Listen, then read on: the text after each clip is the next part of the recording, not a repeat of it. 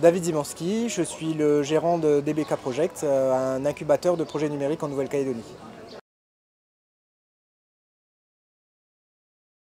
Alors, un incubateur, ça va déjà apporter des solutions aux porteurs de projets avant de l'apporter à la Nouvelle-Calédonie. Donc on va apporter toutes les compétences nécessaires pour pouvoir faire en sorte que l'idée devienne une réalité.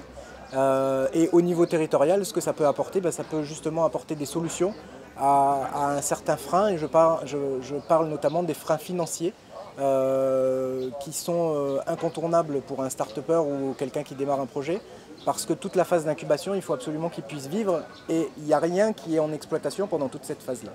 Donc il y a un moment donné dans la vie de la start-up, un moment qui est très compliqué, c'est cette période-là d'incubation. Il faut qu'on trouve une source de financement ici pour qu'on puisse faire vivre le porteur de projet. Au niveau territorial, c'est un dispositif qui peut apporter des réponses par rapport à ce frein-là. On joue le rôle de l'incubateur, c'est-à-dire qu'on porte les projets. Notre métier, c'est d'analyser les besoins, de construire le projet, de le développer et de le mettre en ligne. Ça, c'est la phase incubation. On a une deuxième phase qui va être accélération. Comment nous, on intervient dans l'écosystème numérique? Tout simplement en faisant naître tous les produits que vous avez là sur Diginova aujourd'hui. Notre métier, c'est de porter les projets des porteurs. L'objectif de notre présence DBK, c'est d'être en contact avec les intervenants extérieurs.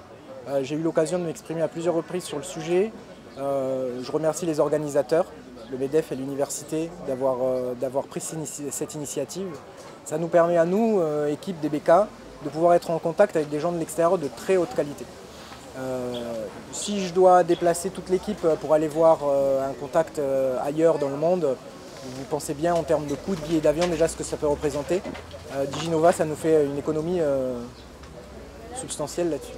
La deuxième valeur ajoutée de Diginova, c'est que pour le coup on peut s'exprimer sur ce qu'on fait. DBK Project, volontairement, on est resté sous les radars sans faire de communication de ce qu'on faisait. C'était volontaire parce qu'on voulait porter les projets des porteurs avant nous. Aujourd'hui, et pour Diginova cette année, on a pris le pas de démontrer ce qu'on faisait. Et beaucoup de partenaires qu'on a, beaucoup de gens qui nous voyaient de loin sont venus nous voir pour nous dire « Ok, c'est bon, on a compris ce que vous faites ». Donc l'objectif était là et l'objectif est atteint.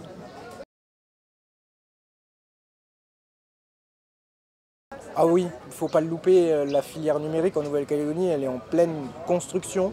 Je ne parle pas de mutation parce que pour moi elle n'est pas encore construite, en tout cas entre nous.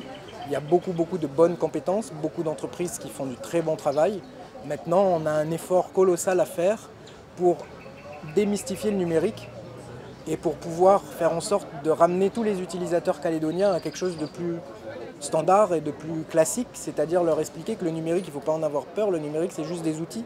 Derrière, c'est des hommes qui travaillent, au même titre qu'une entreprise privée lambda et classique. Vous pouvez avoir le meilleur outil du monde, si vous n'avez pas le meilleur service derrière en tant qu'homme, il n'y a rien qui marchera.